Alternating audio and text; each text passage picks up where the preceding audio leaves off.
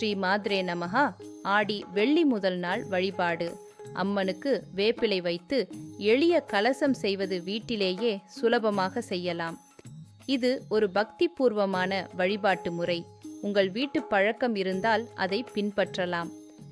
தேவையான பொருட்கள்: ஒரு சிறிய செம்பு அல்லது பித்தளை அல்லது வெள்ளி கலசம், சுத்தமான நீர், வேப்பிலை கொத்து, ஒரு தேங்காய், மஞ்சள், குங்குமம், பூக்கள், எலுமிச்சை, அகல்விளக்கு, நைவேத்தியம்.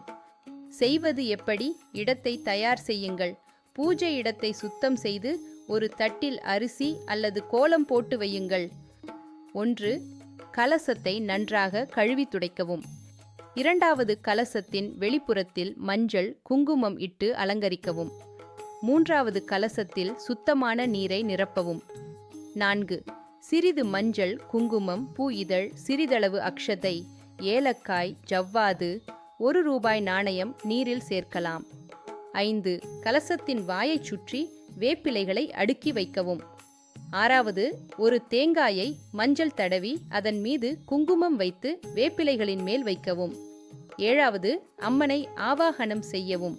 ஓம் சக்தி பராசக்தி அம்மனே, இக்கலசத்தில் எழுந்தருளி அருள் புரிவாயாக என்று மனமார பிரார்த்தியுங்கள். 8. பூ சமர்ப்பித்து தீபம் ஏற்றி கற்பூரம் காட்டி நைவேத்தியம் வைத்து வழிபடுங்கள். எளிய அம்மன் பிரார்த்தனை: ஓம் சக்தி பராசக்தி ஆதிபராசக்தி தாயே போற்றி, மாரியம்மன் தாயே போற்றி, எங்கள் குடும்பத்தை காத்தருள்வாய். ஓம் சக்தி பராசக்தி அம்மனே, எங்கள் குடும்பத்தாருக்கு ஆரோக்கியம், அமைதி, பாதுகாப்பு, செல்வ வளம் அருள்வாயாக.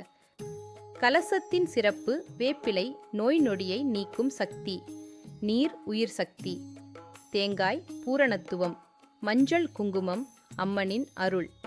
பூஜைக்கு பிறகு கலசத் தண்ணீரை வீட்டில் தெளிக்கலாம். அடியேன் ராமானுஜதாசன்.